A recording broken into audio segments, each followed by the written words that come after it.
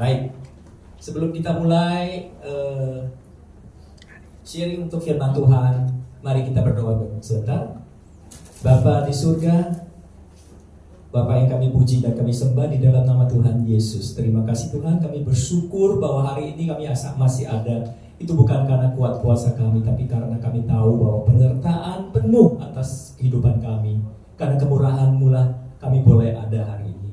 Terima kasih Tuhan Yesus. Kalau hamba boleh mulai untuk berbicara tentang kebenaran firman-Mu, urapin bibir hamba-Mu ini, urapin mulut hamba-Mu ini, supaya apa yang keluar dari mulut hamba-Mu ini hanya berdasarkan kebenaran-Mu. Pakailah hamba yang hina ini, supaya menjadi kemuliaan bagi nama-Mu Tuhan. Kami percaya di dalam nama Tuhan Yesus, kami usir semua elemen apapun, iblis apapun yang ingin mengganggu, mencuri kebenaran firman-Mu. Kami percaya Roh Kuduslah yang akan bekerja di setiap hati kami, sehingga kami boleh mengerti firman-Mu dengan baik. Terima kasih Tuhan, semuanya kami panjatkan puji syukur kepadamu hanya karena nama Tuhan Yesus Kristus. Haleluya, amin. Saudara terkasih, saya sebetulnya minggu ini saya ingin membawakan satu tema yang berjudul apa itu kekejian bagi Tuhan, ya. Itu sebenarnya saya udah siapin hari Senin, Selasa. Tetapi waktu Rebu saya berdoa, begitu luar biasa Tuhan melalui Roh Kudus, Dia ingin, ya. Saya waktu itu juga sempat berbicara dengan Gembala Pak Loveless, ya, begitu kuat bagi saya untuk membawakan satu tema ini, yaitu amanat agung, sebuah action atau retorika, ya. Saya begitu merasakan bahwa saya harus membawakan ini karena saya melihat banyak sekali, ya mungkin saya juga nggak lihat semua ya, tapi saya sering di YouTube, saya sering melihat, saya sering sharing dengan teman-teman, saya sering melihat banyak khotbah, tetapi saya agak jarang melihat hamba Tuhan yang membawakan tema seperti ini, ya. Amanat agung, sebuah action atau retorika. Saudara terkasih, apa itu retorika?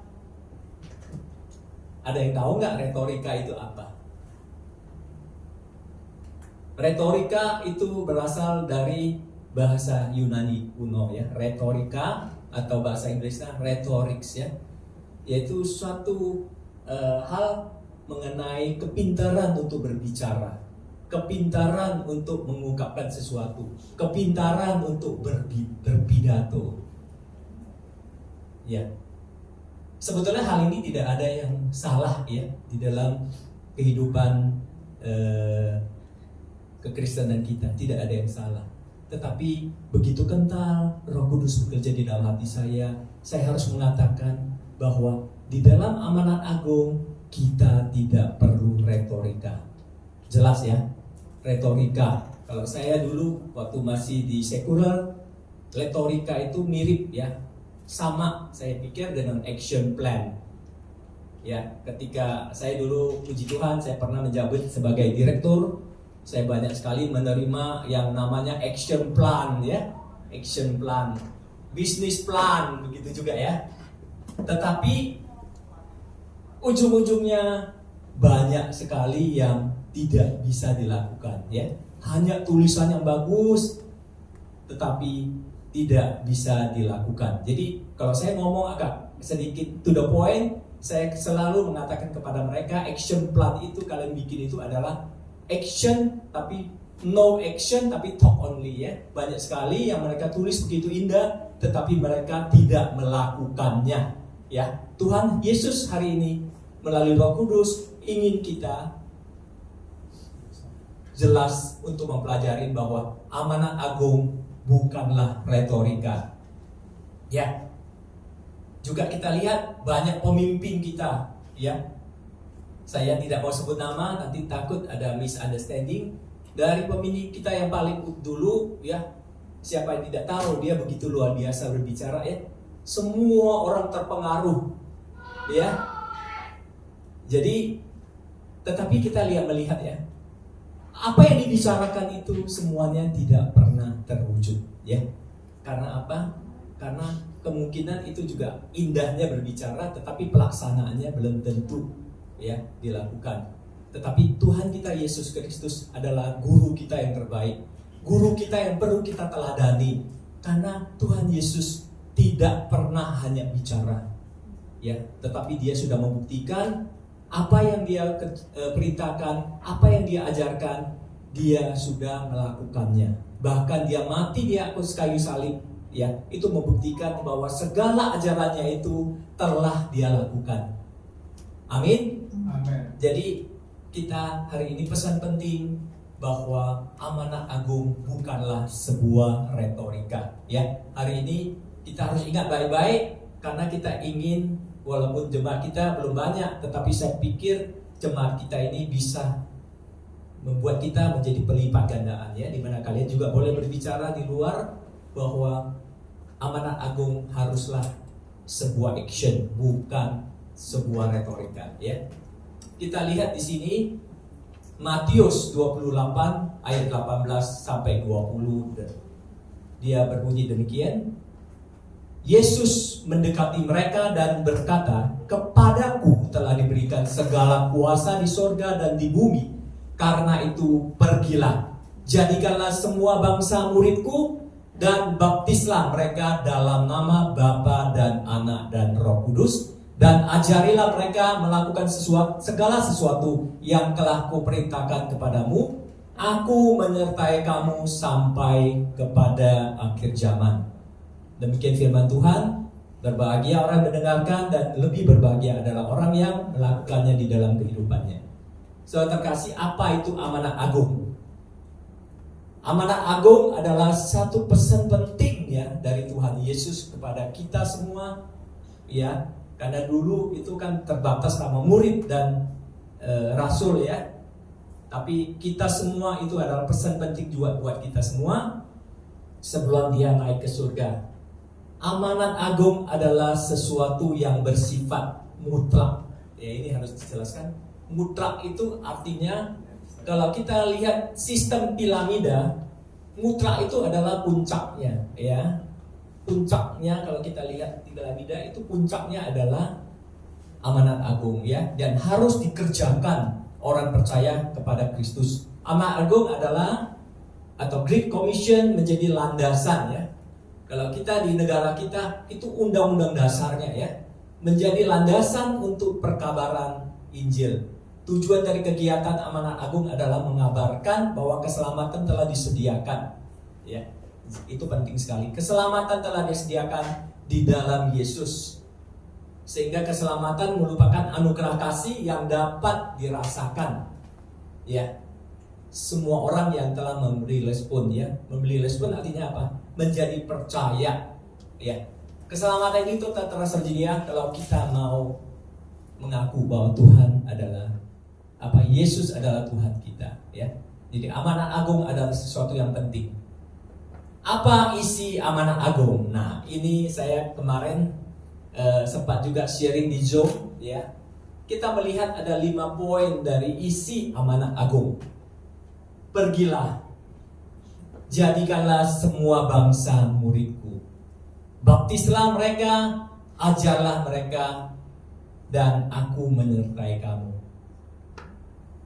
Dalam hal ini, memang kalau kita lihat intisarinya, mungkin ada yang berpendapat, ya, tetapi saya tetap ingin melihat itu dari kiasmus.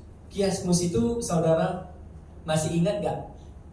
Kalau kiasmus itu adalah kita cara memahami, ya, semua isi Alkitab itu titik beratnya di mana. Saya selalu mengatakan bahwa kalau di dalam penulisan dulu, ya, kalau sekarang kan gampang, ya, ada huruf besar, ya, ada huruf italik, ada bold, ya, ada garis bawah, ada garis apa itu, ada kuning merah dan sebagainya. Itu menandakan bahwa itu sangat penting sekali.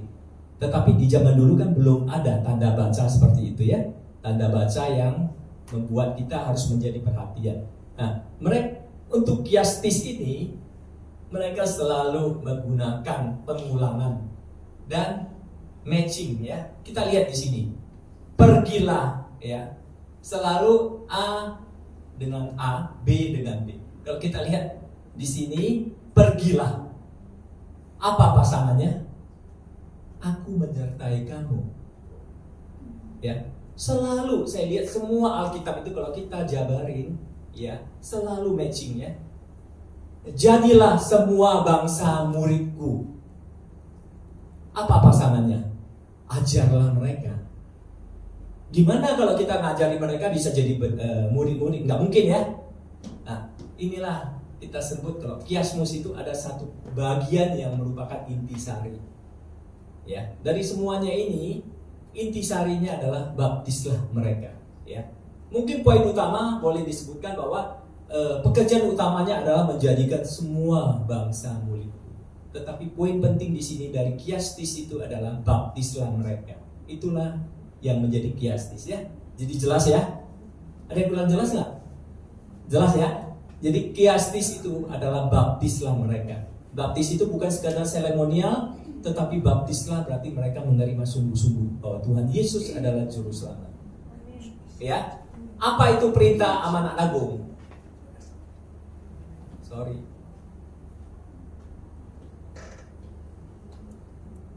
Ya, apa itu perintah amanat agung? Perintah amanat agung adalah sebuah perintah. Pergilah, ya, kita udah baca tadi, menjadikan semua bangsa murid Kristus, dan proses menjadikan murid dimulai dengan perintah, ya. Perintah dulu, action, pengutusan, diikuti dengan baptisan, pengajaran. Menjadikan semua bangsa murid memiliki arti menjadikan semua siapa saja, ya, mau non Yahudi, mau orang-orang siapapun, ya. Kalau di sini disebut agak sedikit ini kafir, orang-orang di luar Israel yang disebut mereka kafir menjadi pengikut Kristus siapa saja. Tuhan Allah menghendaki supaya semua bangsa menjadi murid, ya. Jadi pemuritan itu membutuhkan suatu ketaatan, sehingga pemuritan membutuhkan satu ketaatan sehingga menghasilkan yang namanya pelipat gandaan. Kalau saya mulai dulu melayani Tuhan, saya selalu belajar ya. Saya termasuk dimanapun saya pernah ada, di aliran manapun saya pernah ada, ya, di GKI, ya, terus kemudian juga di karismatik. Beberapa karismatik saya ada pernah melayani bertahun-tahun. Nah, kalau di karismatik ada terkenal namanya penuaian. Namanya apa? Penuaian dulu apa Pak? Penuaian. Saya nggak tahu ya. Saya juga nggak begitu ngerti artinya, tetapi mereka selalu menggunakan penuaian beribu-ribu laksa. Ada yang tahu nggak itu artinya apa? Ya, penuaian besar katanya begitu ya. Jadi pelipat gandaan itu adalah penuaian besar ya, atau terjadi multiplikasi murid-murid yang taat pula. Jadi terjadi multiplikasi artinya pelipat gandaan ya. Jadi amanat agung jelas, bukan sama sekali retorika. Setiap orang percaya gereja harus menyadari tugas dan panggilan ya. Sebagai tugas utama yang harus dikerjakan kita sebagai tubuh Kristus. Tidak boleh menjadikan penginjilan hanya sebatas tema, ya. Jadi hari ini saya ingin ingatkan, amanat agung bukan sekedar didiskusikan, ya, kemudian dibicarakan, didebatkan dan sebagainya. Tetapi amanat agung adalah sebuah action ya. Orang percaya tidak menginjili berarti orang percaya yang sudah menerima keselamatan, sudah menerima kasih Tuhan yang begitu luar biasa, tetapi dia tidak punya kasih. Kenapa dia tidak punya kasih? Karena dia tidak mau menyelamatkan orang lain juga. Ya. Jadi kalau gereja kita tidak mempunyai visi atau misi amanat agung, maka gereja kita dan kita sendiri, kalau saya boleh tegaskan, kita sendiri dan gereja juga berdosa karena tidak taat pada perintah. Jelas ya? Jadi ini harus menjadi camkan di dalam kehidupan bergereja kita. Kita juga harus menjadikan amanat agung sebagai misi utama kita. kita akan bahas selanjutnya, ya. Mengapa? Nah, mengapa amanat agung jadi prioritas utama? Prioritas utama, saya tidak mengatakan bahwa yang lainnya tidak penting, ya. Kita penting mengasihi, kita penting beribadah, memuji dan memuliakan Tuhan. Kita penting berdiskusi, berdebat Alkitab. Kita penting untuk apologet, ya, membela agama kita. Kita penting untuk memberikan persembahan, betul ya? Kita penting untuk melakukan sesuatu seremonial.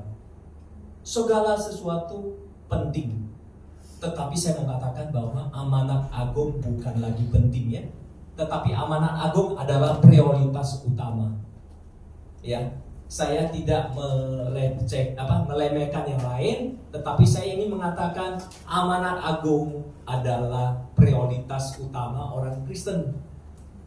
Ya. Yang lainnya mungkin sedikit tidak dilakukan, saya percaya tidak akan menjadi masalah besar. Tetapi kalau amanat agung tidak dilakukan, maka itu jadi masalah besar. Karena apa? Kita lihat sama-sama yuk. Ya. Kenapa ini menjadi penting? Karena itu adalah sebuah perintah, bukan pengajaran, bukan seremonial, ya, tetapi itu sebuah perintah, ya. Di mana kita ketahui bahwa kalau dulu, ya, perjanjian lama, ya, kita masih hidup dalam zaman perjanjian lama, itu perintah itu adalah urutan pertama. Ya. Bahkan pada saat Torah diturunkan, Musa naik ke atas, mereka asik-asik membuat apa? Patung rembu. Akhirnya apa? 3.000 orang langsung dihabisi. Ya, itu dulu. Tapi jangan takut saudara, kita masuk dalam anugerah kasih, ya. Bukan lagi zaman kutuk, ya. Tetapi itu harus kita ingatkan. Itu adalah sebuah perintah. Perintah. Kalau kita lihat di dalam Alkitab jelas, ya. Tuhan Yesus, saya percaya Tuhan Yesus kita adalah hakikatnya dengan Allah. Tuhan Yesus juga adalah Allah sendiri. Kenapa saya ngomong itu? Karena perintahnya sama. Sama nggak? Sama, kita cek dulu. Ketika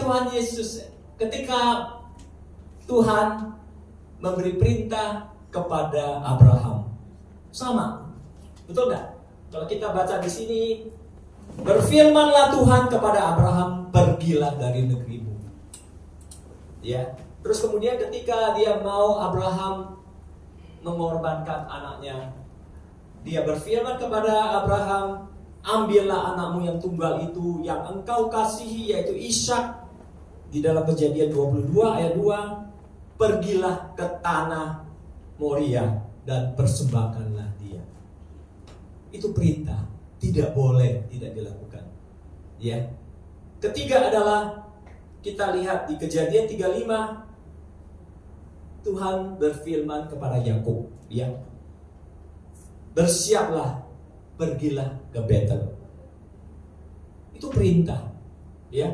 Kemudian apalagi kita lihat di sini adalah Keluaran 6, 10, 11, ya, ini yang paling terkenal, ya. Tuhan memerintah perintah kepada siapa? Ayo dong, ini hadiah biar keluar dong. Ayo, 6 Keluaran, masa nggak tahu Keluaran 6? Dia memberi perintah kepada siapa? Ibu sering dapat nih, asik dong. Dia memberikan perintah kepada Musa, kamu pergilah hadap Firaun. Pergilah. Kita punya Tuhan yang sama, gaya bicaranya sama, ya. Pergilah, itu sebuah perintah. Samuel juga diperintahkan untuk menemui Daud. Dia katakan, Samuel, pergilah temui Daud, ya. Semua itu adalah perintah. Jadi kalau perintah kita sudah tidak lakukan, maaf saya ngomong kasar banget, ya, apalagi gunanya kita jadi orang Kristen? Jangan sampai begitu ya. Kita jangan melepaskan sesuatu yang penting terus kemudian bergelut-gelut dengan hal-hal yang tidak penting. Saya begitu gregetan ya. Gak tahu ya, saya bukan mau menghina seseorang atau menghakimi seseorang, tetapi kalau saya melihat mereka begitu banyak berdebat soal baptisan, oh pakai percik enggak ya, pakai selam enggak ya, bahkan ada salah satu jemaat kita yang begitu karena terpengaruh dengan ajaran tertentu, wah saya sampai debat dia setengah mati. Mau dicelup ya, mau dipercik enggak ya, mana yang lebih penting ya. Bahkan dicelup sampai berkali-kali. Ada ya dulu di KKR di mana? Kupang. Ya, orang yang sudah dibaptis disuruh membaptis sekali lagi. Disuruh dicelupkan lagi. Padahal Alkitab tidak pernah mengajarkan begitu tegas bahwa kalian harus dicelup. Tidak. Tetapi kalau dicelup nggak apa-apa. Nah itu sering terjadi. Banyak sekali ajaran yang aneh-aneh. Bahasa roh tidak ada salahnya. Tetapi kalau diajarkan dengan hal-hal yang lucu, disuruh mengulangi sesuatu kata yang berulang-ulang, yang tidak ada maknanya, maka jelas untuk apa kita lakukan. Tuhan memberikan kita semua karunia, pasti ada gunanya. Masa dia suruh Pak Douglas lakukan sesuatu, menari-nari di situ buat apa? Tidak ada gunanya. Pak Douglas pasti disuruh membuat sesuatu, melakukan sesuatu yang pasti ada gunanya untuk kemuliaan Tuhan atau untuk menggenapi kehendak Tuhan. Ya, jadi tidak ada perintah Tuhan yang sia-sia. Ya, saya nggak mau lagi ngomong kalau banyak sekali nanti saya dikira menghakimi. Tetapi saya tidak ingin menghakimi. Saya ingin mengatakan bahwa kita sebagai orang Kristen kita harus memegang erat-erat yang namanya prioritas utama itu. Yang lainnya saya nggak bilang tidak boleh, tidak usah dilakukan, lakukan. Tetapi kalau itu masih ada kurang nggak apa-apa. Tetapi prioritas utama tidak boleh kurang, ya. Jadi pertama adalah itu sebuah perintah. Jelas ya? Ada yang kurang jelas nggak? Apa ada yang kurang yakin nggak? Kalau nggak yakin, kita baca lagi ayatnya. Mungkin berpuluh-puluh ayat lagi ya. Yakin ya bahwa amanat agung adalah sebuah perintah yang tidak boleh sama sekali dilanggar. Bersyukur kita karena kita tidak masuk di dalam zaman perjanjian lama. Kita sekarang masuk di dalam perjanjian baru, ya. Jadi kita adalah hidup dalam zaman anugerah kasih. Memang itu sebuah perintah, tetapi kita masuk dalam anugerah kasih, memang kita tahu bahwa kita tidak dapat kena kutuk lagi karena kita diselamatkan oleh Yesus melalui darahnya. Kita nggak seperti dulu lagi, ya 3.000 orang langsung dibunuh semua. Kita hidup dalam anugerah kasih. Justru menurut saya, karena kita hidup dari anugerah kasih, kita tahu begitu Tuhan mengasihi kita. Itulah poin pentingnya. Kalau saya tidak bisa dipaksa dengan hukuman. Tetapi kalau orang mengasihi saya akan lebih lagi memperhatikan itu. Kalian jelas ya apa yang saya ngomong? Karena Tuhan Yesus mengasihi kita, maka kita harus jauh lebih lagi untuk melakukan perintah itu. Ya, benar nggak? Bukan karena kutuk hukuman, tetapi karena Tuhan Yesus mengasihi kita, maka kita harus jauh lebih lagi harus mengikuti perintah Dia. Ya, jelas ya. Kedua adalah kenapa penting sekali? Karena itu adalah sebuah pesan terakhir. Kita ingat ya, Yakub dulu sebelum dia meninggal, ya julukannya apa? Singa Yehuda, ya. Dia memberikan satu pesan terakhir kepada anak-anaknya. Karena anak-anaknya adalah penerus daripada dia yang sangat penting.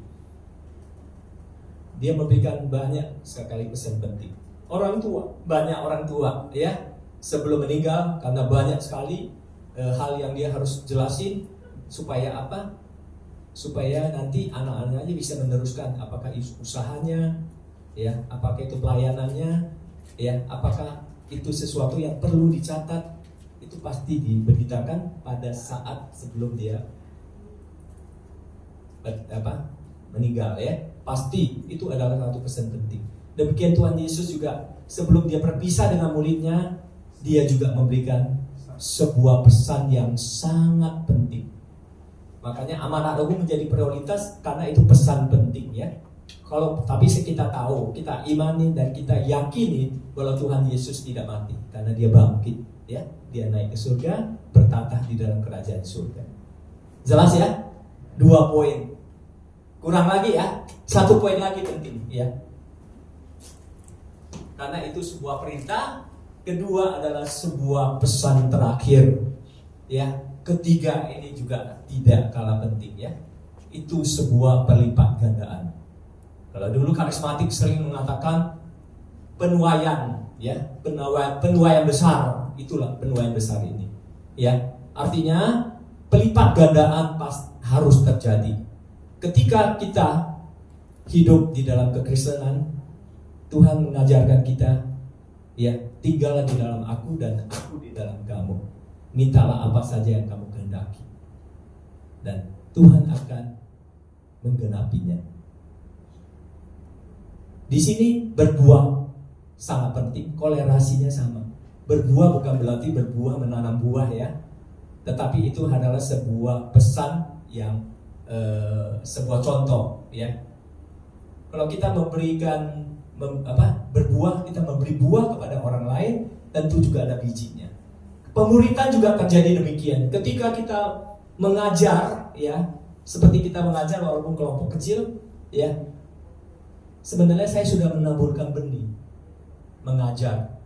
Tentu saudara sekalian tidak mungkin mendengar terus pulang terus dilupain. Jangan, ya. Ketika saudara mendengar saya berbicara di sini, saudara juga nanti ketemu orang, saudara juga akan mengajar mereka. Kemudian juga dia yang sudah mendengar Anda, dan dia juga akan mengajarkan terus. Ini terjadi multiplikasi sehingga pengajaran terjadi pelipat gandaan. Semua orang yang mendengarkan kemudian boleh yakin, boleh percaya, dan boleh menerima Tuhan Yesus sebagai juru selamat. Jelas nggak amanat agung sangat penting? Jelas, ya? 3 hal, ya, sangat penting. Saya rasa nggak perlu lagi diberi tambahan karena 3 hal ini sudah cukup, ya. Oke, kita masuk. Bagaimana cara melaksanakan perintah amanat agung? Bagaimana caranya? Caranya pertama adalah melalui sikap. Saya sadar sekali, ya. Saya sering sharing kepada teman-teman, kenapa masih banyak orang yang belum bisa melakukan amanat agung, belum bisa melakukan penginjilan, belum bisa melaksanakan perintah yang besar ini? Karena sikap. Apa itu sikapnya? Sikap apa yang sering terjadi sehingga menjadi batu sandungan? Pasti tahu dong, kasih hadiah lagi dong. Sikap apa yang sering menjadi batu sandungan sehingga kita tidak melaksanakan amanat agung? Bukan dong, ayo. Egois. Bukan. Nah, sikap yang paling natural di dalam hidup kita. Hah? Apa? Bukan, maksudnya sikap, bukan sikap masa bodoh.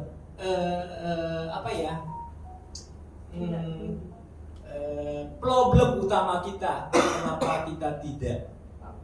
Sombongan. Iya, kepala face dapat deh Pak Haris.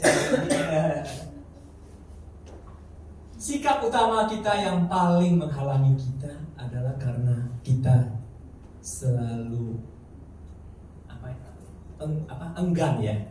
Enggan itu terjadi kenapa? Enggan itu terjadi karena ada rasa takut. Gimana ya? Saya bisa nggak ya? Saya bisa melakukan ini semua nggak ya? Saya nanti kalau di sana gimana? Diterima nggak ya? Di sana gimana ya? Ngeri tuh, saya ke sana nanti. Di sana orangnya nanti gimana? Mau mengerti apa yang saya ngomong nggak? Mereka nanti mau menerima Tuhan Yesus nggak? Wah, nanti kalau saya dikeroyok di situ gimana? Wah, banyak sekali ya, saudara kasih. Banyak sekali yang kita takutin. Tetapi hari ini, puji Tuhan, Tuhan berpesan kepada kita, jangan takut. Nah, kenapa jangan takut? Yuk kita lihat sama-sama ya. Kenapa jangan takut? Jangan takut. Jangan takut. Pertama, karena kita memberitakan kebenaran firman Tuhan. Kalau kita memegang kebenaran, maka tidak ada boleh rasa takut. Saya masih ingat dulu, sekedar bercanda, ya, ketika saya satu kali memecahkan gelas. Karena waktu itu kecil, masih ketakutan ya. Saya dipanggil papa saya begitu gemetaran. Tidak, bukan saya melakukan. Kalau benar-benar waktu itu saya tidak melakukan, saya tidak akan gemetar. Jelas ya? Tetapi karena saya tidak benar, saya berbohong, maka saya ketakutan. Tetapi kalau kita melaksanakan amanah agung, kita memberitakan kebenaran firman Tuhan. Kalau kita memberitakan sesuatu yang benar, kenapa kita harus takut? Betul nggak? Tuhan Yesus di bait Allah bagaimana? Kalian ingat nggak? Di bait Allah dia usianya masih belia loh, masih kecil sekali. Tetapi dia bisa mempertahankan. Semua orang yang mengatakan sesuatu yang tidak benar, dia langsung membantah habis-habisan. Dia langsung tidak lagi ragu-ragu. Karena apa? Dia berani karena Tuhan Yesus adalah kebenaran. Dia menyampaikan kebenaran. Ya, berdagang begitu banyak. Dia punya meja, saya lihat ya. Kalau banyak sekali film ya. Tapi kita jangan ngomong film, tapi di dalam Alkitab juga dia balik-balikan meja pedagang itu. Pedagang yang berjualan di bait suci. Tuhan Yesus tahu itu gak benar semua. Mereka punya motif yang tidak baik. Ya, ada sesuatu udang di balik batu dari semuanya itu. Kalau Pak Lafres kemarin ngomong apa Pak? Bapak boleh tambahin? Kenapa begitu marah Pak? Ini siapa? Tuhan Yesus. Karena itu untuk tempat bangsa-bangsa. Itu tempat bangsa-bangsa. Kalian kenapa seenaknya mengambil dengan menjualan di situ, mencari bisnis di situ? Tuhan Yesus juga tidak begitu, maksudnya tidak ragu-ragu lagi untuk, tetapi orang memang melihat dia, wah ini kaget juga mereka. Tetapi Tuhan Yesus tidak gentar. Dia membalikkan semuanya pada kocak-kocak dan mereka pergi.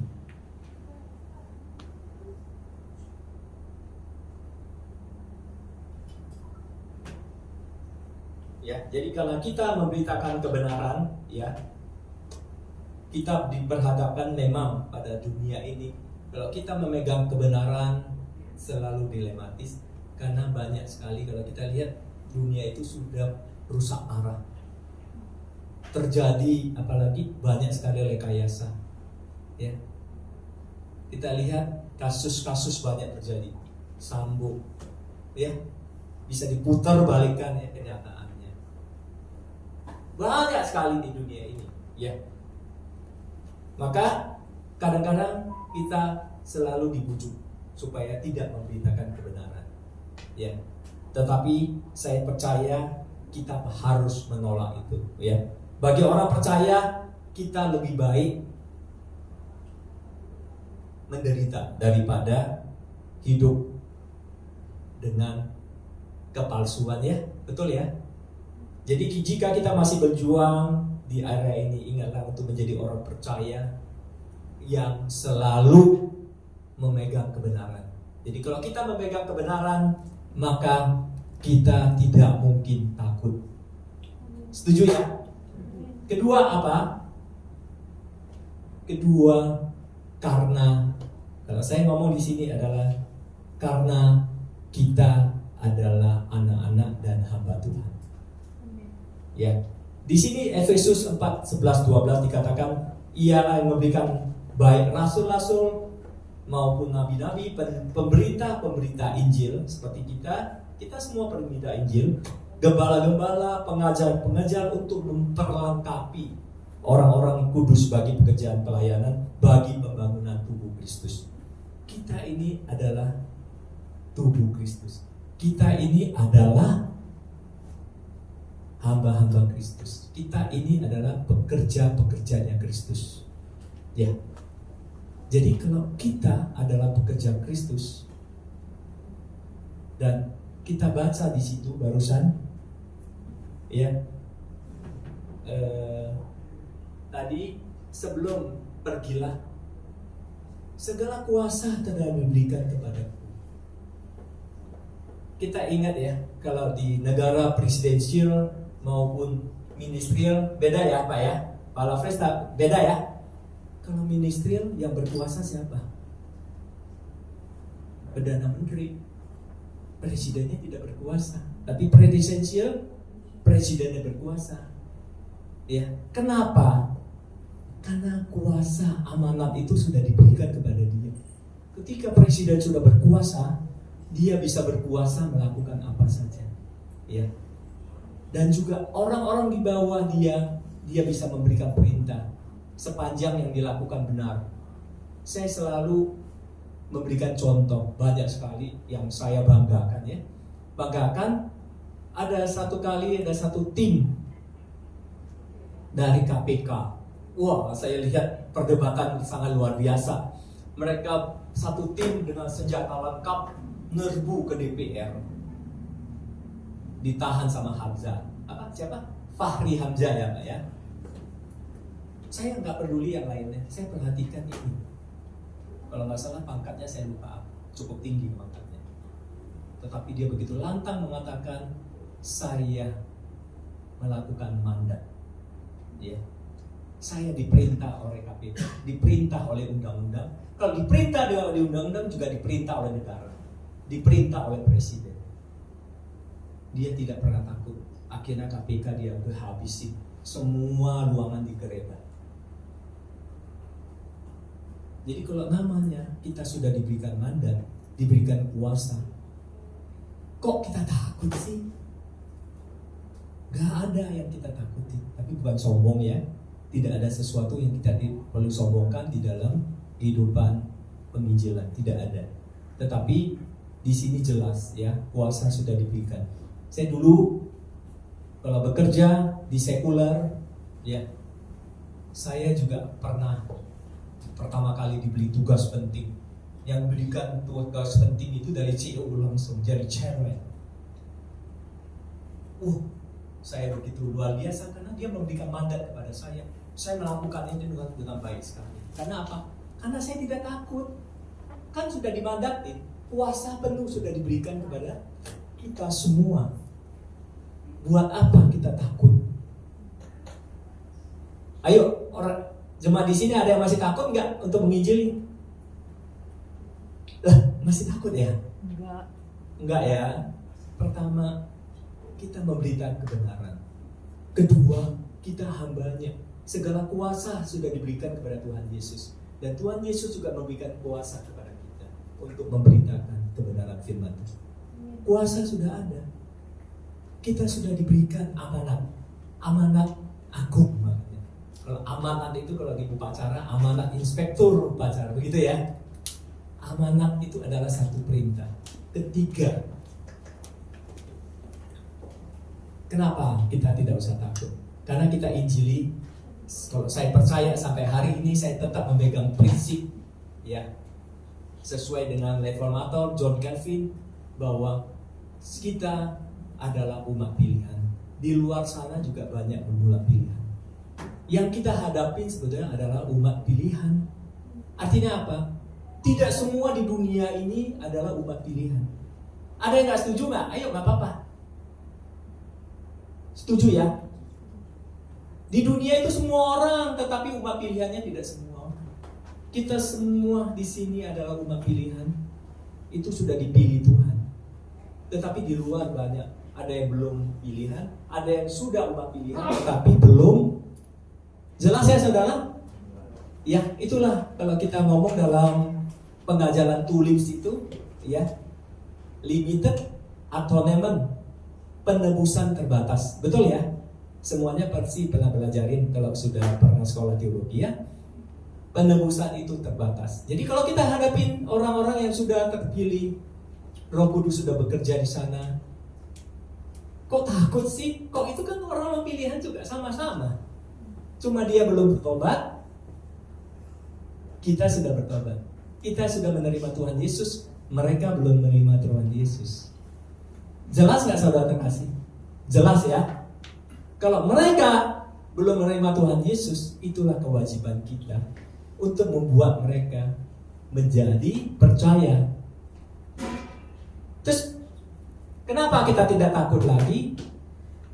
Saya selalu yakin dengan apa yang saya pelajarin, bahwa Roh Kudus bekerja bukan saat kita dibaptis. Ya, saya selalu berulang-ulang mengatakan, Roh Kudus bekerja pada saat umat terpilih telah ditentukan. Jadi Roh Kudus sudah bekerja supaya dia boleh proses hidupnya menuju kepada hidup baru. Hidup baru belum dibaptis loh ya. Ya Pak ya, betul ya. Hidup baru belum dibaptis. Tuhan membawa dia untuk menuju hidup baru. Setelah dia mengalami Tuhan di dalam kehidupan dia baru dibaptis menjadi percaya. Jadi proses untuk menuju hidup baru itu sebetulnya Roh Kudus sudah bekerja di situ. Jadi kalau maaf ya kalau saya ngomong agak lucu ya. Roh Tuhan sudah bekerja di situ. Kok kita takut? Betul nggak? Amin? Iya, oke. Jadi jangan takutnya banyak. Saya sengaja memberikan banyak supaya kita gereja ini betul-betul harus yakin bahwa gereja kita ini harus menjadi gereja misi. Ya, jangan menjadi gereja seremonial. Saya tidak setuju ya. Saya sendiri dan mungkin kedepannya saya ingin sekali ya. Saya sudah promise kepada Tuhan ya. Saya akan memberikan hidup saya untuk menginjili ya. Untuk melaksanakan amanat agung ini. Saya sebenarnya nggak enak sama Pak Lafles, kita udah lama ya belum pergi ya Pak ya. Tetapi saya percaya bahwa suatu saat nanti kita akan banyak pergi Pak. Karena apa? Karena banyak sekali tuayan-tuayan yang harus kita datangi. Di Sumatera kita juga punya gereja binaan ya. Mungkin mereka juga kemarin saya WA, mereka juga nungguin kita ya. Saya juga berharap di Pagadangan kita bisa mempunyai satu gereja binaan yang kita bisa push. Gereja-gereja kecil ini butuh bantuan kita. Kita jangan menutup diri. Jadi kita semua sebagai jemaat gereja ini, mari kita sama-sama terus bahu-membahu ya. Kita tidak perlu harus jauh-jauh ya. Kebetulan kalau saya sama Pak Lafles karena jangkauannya jauh, jadi kemungkinan saya berdua aja ya. Tetapi kalau di daerah sini saya harap semua orang boleh ikut untuk menginjili. Karena gereja ini jangan gereja seremonial. Saya ulangi sekali lagi, gereja ini tidak boleh jadi gereja seremonial. Walaupun seremonial bukan hal yang tidak penting, kita tetap harus melakukan seremonial, tetapi kita harus ingat perintah utama kita. Jelas ya? Saya berulang-ulang begini karena Roh Kudus bekerja. Saya harus menyampaikan ini secara sangat jelas ya. Ya, jadi Roh Kudus sudah bekerja saat umat terpilih ya. Kalau kita lihat terakhir itu apa bunyinya? Aku menyertai kamu. Kalau Tuhan menyertai kita, siapa yang kita takut? Ya, asal kita melakukannya dengan benar. Saya dulu sering bukan berbangga, bukan sombong. Saya mungkin 7-8 tahun saya di daerah Jawa Timur, di daerah orang-orang yang namanya orang Madura ya. Maaf saya bukan bilang orang Madura, tapi di situ daerahnya serem-serem. Ya, di daerah Demak. Waduh, di kolong jembatan. Iya. Kenapa saya tidak takut. Memang saya dibantu seorang hamba Tuhan yang luar biasa. Dia orang Tapanuli juga kalau nggak salah, suami istri. Tetapi saya bisa melakukan ini dengan baik. Kenapa? Karena saya tidak takut. Sampai di kolong jembatan loh, bayangkan. Sampai di rumah-rumah penduduk. Saya bisa melakukan itu. Kenapa? Karena saya tahu yang saya beritakan adalah kebenaran. Tuhan menyertai saya.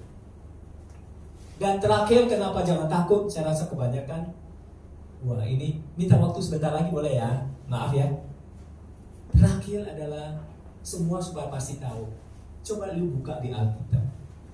Tidak kurang dari 360 kali lipat. Jangan takut, jangan takut, jangan takut. Jadi, apakah kita masih punya takut? Tidak ya? Amin? Amin. Kedua, kalau kita jangan takut, saya ulangin lagi, bukan karena kita hebat, kita sombong, kita tinggi hati, tidak. Kita jangan takut karena kita melaksanakan perintah. Saya selalu melihat banyak sekali ya, saya nggak mungkin ada ya di negara kita pejabat yang kurang baik ya, otoriter ataupun pejabat yang berwenang. Tetapi ada juga yang bagus ya. Dia begitu kekeh memegang perintah, begitu kekeh memegang sumpah jabatan. Ya. Jadi yang kita pegang adalah perintah, bukan karena kita hebat. Kita tidak takut, bukan kita sombong ya. Kedua, nah ini ada sambungannya. Kalau kita jangan takut, tetapi kita juga jangan bodoh. Betul nggak? Kalau kita menginjili, kita jangan asal tembak, asal hantam promo. Kita juga harus mencari celah-celah ya Pak ya. Celah-celah yang mana yang kita bisa masuk. Jangan hantam promo semuanya, orang gawat kita. Iya, dimanapun kita berada waktu penginjilan, kita harus menggunakan otak kita. Kita bisa masuk ke sana, kita harus melalui siapa? Ya, kita harus kenal siapa dulu. Kita harus bicara dengan gaya apa? Bisa saja dengan gaya lembut, dengan bijaksana. Tetapi mungkin kadang-kadang bukan kasar. Tetapi kita juga harus berbicara dengan tegas. Betul ya Pak ya? Kita juga harus berbicara dengan tegas. Jadi Tuhan Yesus juga berkata, ya, Aku telah mengutus engkau di antara serigala. Hendaklah engkau cerdik seperti ular, tetapi tulus seperti merpati. Jadi kita harus jangan takut, tetapi jangan bodoh juga. Maaf ya, kita harus jangan takut, tetapi kita harus cerdik melihat situasi. Ya. Ketiga apa? Kalau kita melakukan namanya penginjilan, kita pasti perlu 3 ya. Ini sebetulnya keahlian Pak Lafes ya. Tetapi saya meminjam aja boleh Pak ya. Apa namanya? Doa, dana, dan daya. Kita tahu di dunia ini banyak sekali aktivitas nggak perlu. Yang penting kamu tahu cara berdagang. Yang penting kamu tahu cara di mana harus melakukan bisnis. Yang penting kamu bisa melakukan dengan baik. Kamu gak perlu doa. Betul gak? Tetapi kalau melaksanakan amanah agung, tidak boleh tidak berdoa. Karena kita diwajibkan untuk berdoa. Karena kita melakukan amanah agung, kita membesarkan kerajaan Allah. Ketika kita membesarkan kerajaan Allah, maka salah satu syaratnya adalah berdoa. Tuhan menghendaki kita berdoa supaya kerajaan Allah di bumi ini, kerajaan Tuhan di bumi ini boleh dibesarkan. Tanpa doa tidak bisa. Ya, itu jelas ya, jelas sekali. Kita melakukan amanah agung harus dengan doa. Tidak boleh asal hantam kelompok ke sana. Ya, saya cukup bersyukur ketika kita selalu ke sana, kita selalu berdoa terus ya Pak ya. Supaya apa? Kita tahu bahwa Tuhan ikut bekerja di dalam setiap aktivitas kita. Dana, dana. Saya selalu agak sensitif kalau mau ngomong dana. Tetapi saya ingin mengatakan lebih jelas begini aja. Kalau soal dana, saya yakin bukan orang kaya saja yang bisa memberi. Bukan orang kaya saja yang boleh memberi. Tetapi semua orang boleh memberi. Kenapa? Karena memberi itu adalah berkorban. Tuhan Yesus sudah mati di kayu salib untuk kita semua. Tuhan Yesus mati untuk menebus kita. Kalau kita cuma membeli itu murah sekali loh. Masa kita nggak mau beli? Saya tidak mempersoalkan berapapun yang saudara ada. Saudara harus membeli. Tetapi saya ingatkan ya, ini pedes perkataan saya. Beri persembahan. Beri persembahan. Tetapi belilah persembahan kepada gereja yang betul-betul bermisi. Kalau gereja yang tidak bermisi, jangan. Ya, lebih baik kalian boleh beribadah di sana. Kalau itu hanya seremonial ya, ibadah saja nggak apa-apa, nggak ada larang kok. Saya sering dulu ya, karena dana saya terus terang saya banyak pakai untuk penginjilan. Jadi kalau saya ibadah itu kemana-mana, saya tidak memberikan persembahan yang kayak apa ya, kayak besar gitu loh. Yang paling sedikit saya berikan. Tetapi yang saya banyak memberikan adalah gereja-gereja, misi-misi yang betul-betul melaksanakan amanat agung. Saya terkasih juga begitu. Kalau mau ke gereja memberikan persembahan, jelas. Ya, saya begitu begitu mendorong gereja kita ya. Walaupun dengan jemaat yang belum banyak, tetapi saya percaya ini gereja Tuhan, Tuhan akan tumbuhkan gereja ini. Amin. Ya. Tetapi saya ingin katakan bahwa gereja kita ini kita deklarasikan hari ini, ya Pak Lafles, setuju ya Pak? Gereja kita ini adalah gereja misi. Kita bukan gereja seremonial yang selalu mementingkan kemewahan, selalu mementingkan cuman sesuatu aktivitas yang saya nggak bilang bahwa tidak penting, ya lumayan penting, tapi aktivitas yang hanya bersifat seremonial. Kita nggak mau jadi gereja seperti itu. Kita mau jadi gereja yang betul-betul melakukan misi, sehingga kita atau saya dengan Pak Lafes, kalau Anda memberikan persembahan, kami yang harus bertanggung jawab. Setiap 1 sen pun yang Anda berikan kepada gereja ini, kita harus bertanggung jawabkan kepada kamu, kepada Tuhan. 1 rupiah pun kita tidak boleh. Jangankan 1 rupiah, 1 sen pun kita tidak boleh mengutak-utik, ya, kecuali untuk kebutuhan hamba, tidak ada masalah. Tetapi kalau kita menggunakan sesuatu yang Anda persembahkan, kita pakai untuk sesuatu yang tidak benar, itu dosa besar.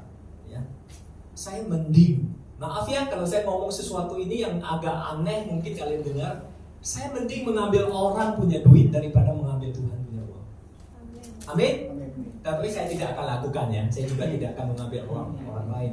Tetapi saya kalau dibeli, kalaupun saya harus mengambil uang, saya baik mengambil uang orang lain daripada mengambil uang Tuhan. Kenapa ketawa ya? Ada yang salah nggak? Ketawa. Pak Mantap, kasih tahu dong ketawanya apa, isinya, tolong dong. Apa? Iya benar. Ayo kasih hadiah deh, kasih tahu. Kan? Oh benar. Tidak setuju juga kalau ngambil duit orang. Oh, enggak, maksud saya tidak boleh mengambil duit orang juga.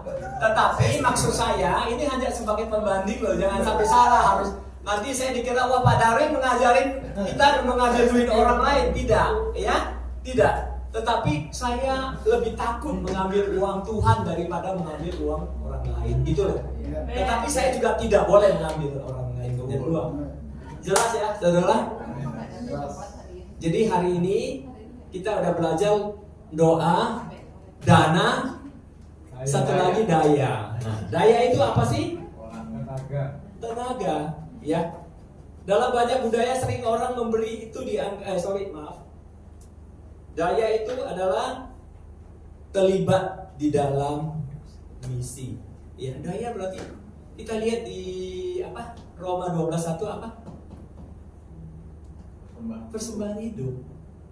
Hidup kita, fisik kita, tenaga kita, kekuatan kita yang digunakan untuk misi ini. Ya, jadi selain terlibat dalam misi melalui doa, dana, kita juga harus terlibat melalui upaya kita, yaitu dengan melakukan perjalanan misi.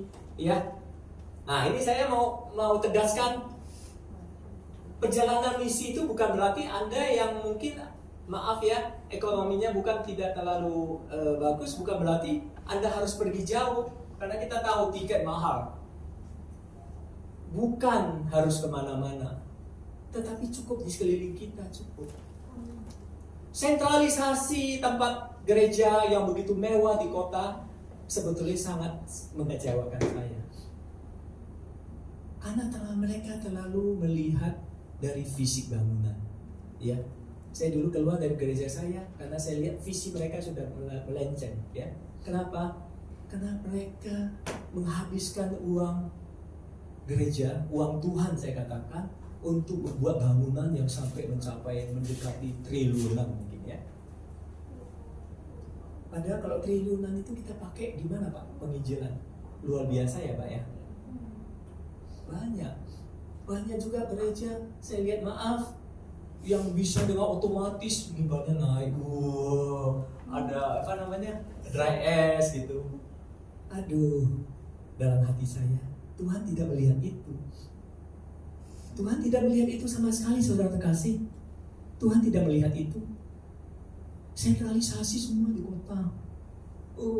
Boleh beribadah, boleh. Tetapi inti dari semuanya itu bukan di situ. Intinya adalah amalan aku. Ya.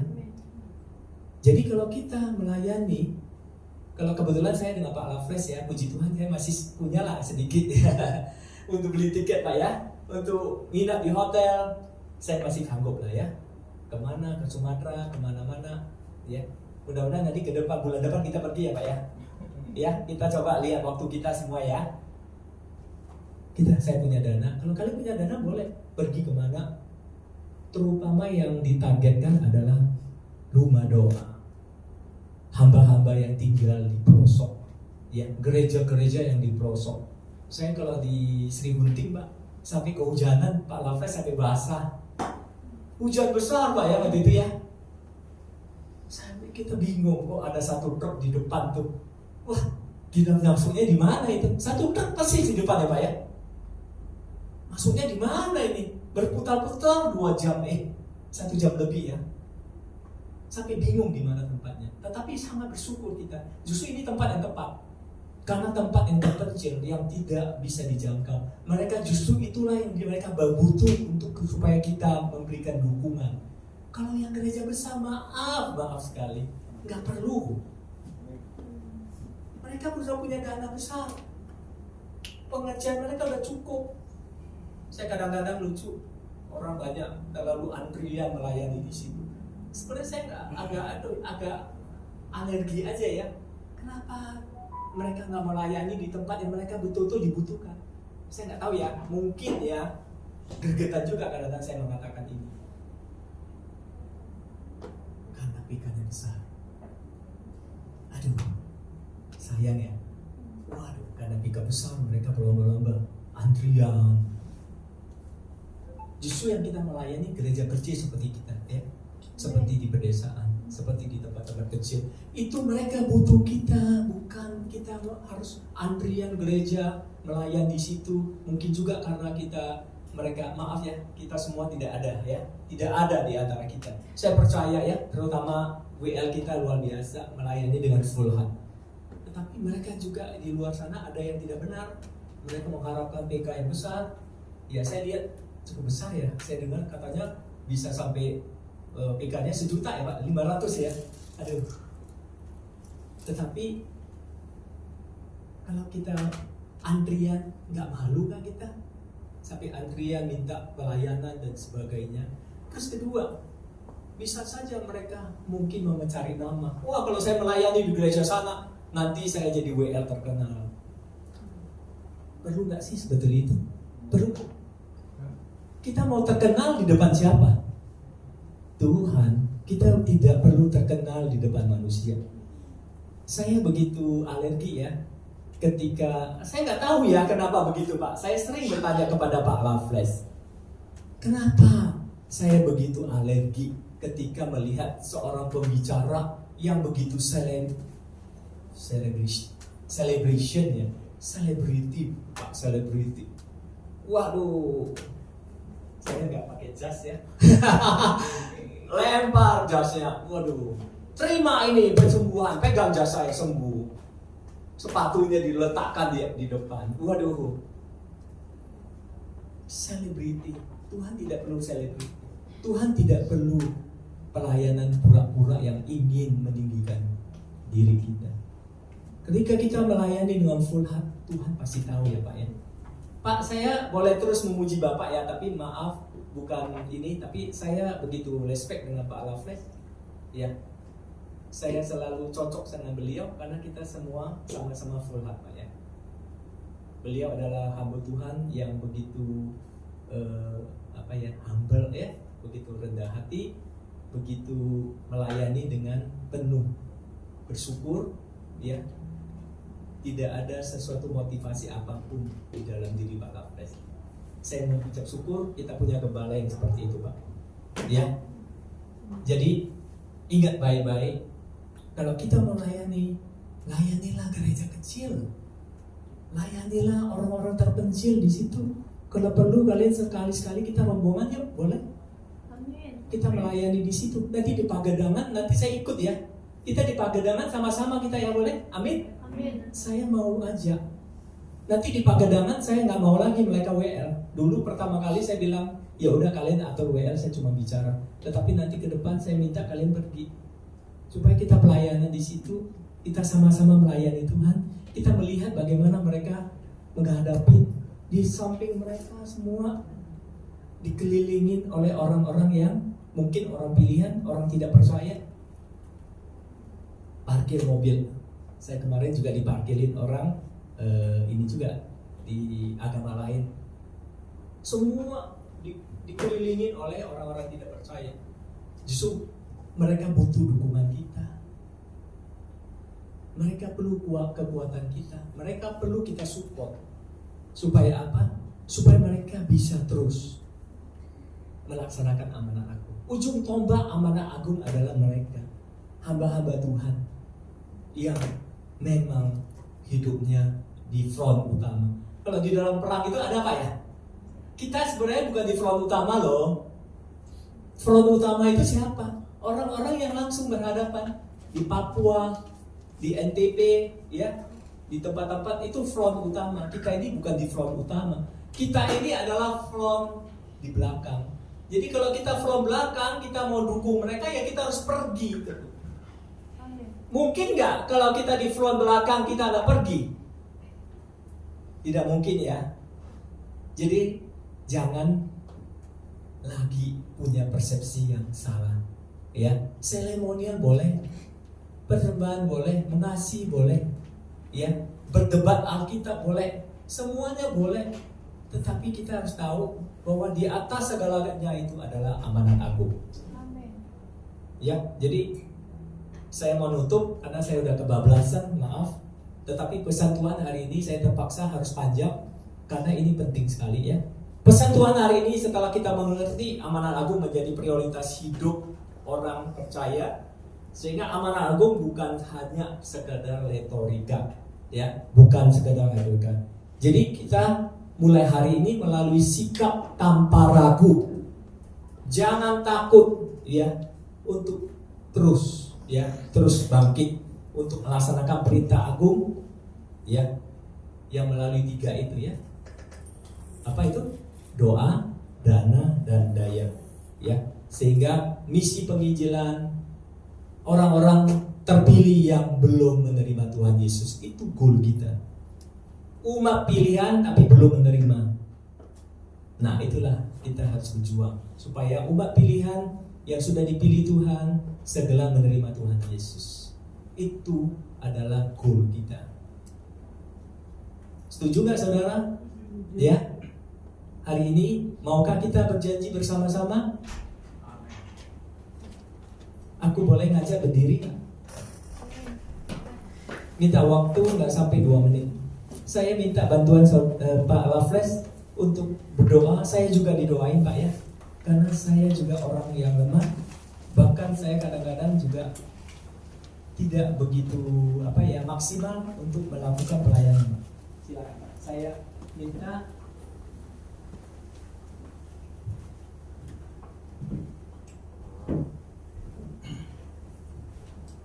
Baik, dengan sikap diri kita.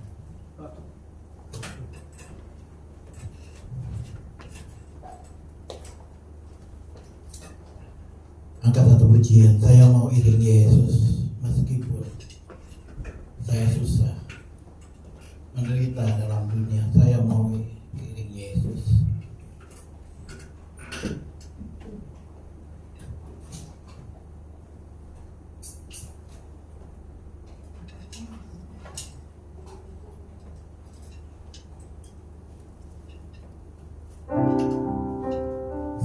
Saya mau iring Yesus. Saya mau iring Yesus.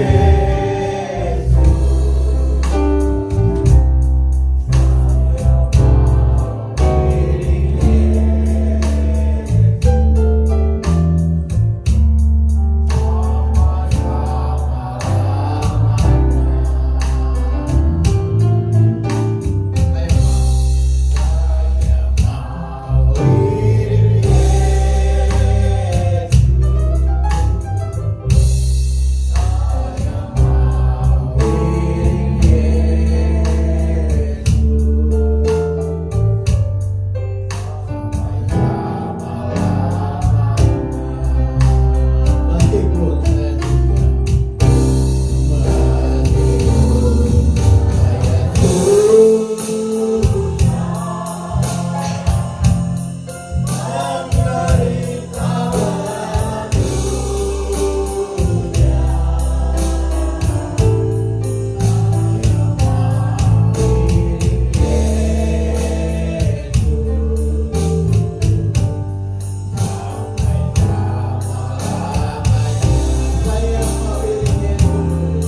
lamanya. Saya mau iring Yesus.